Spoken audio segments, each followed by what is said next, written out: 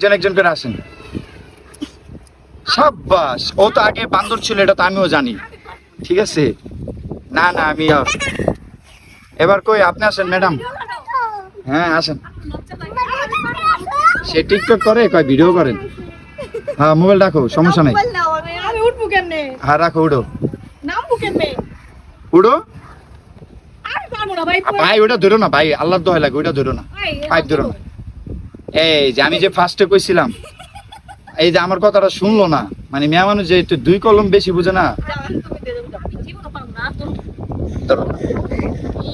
এই যে আমরা ধরো, আরে ধরো, আমার হাত ধরো রে ভাই। না একা ধরো। এই এই গেল রে, গেল।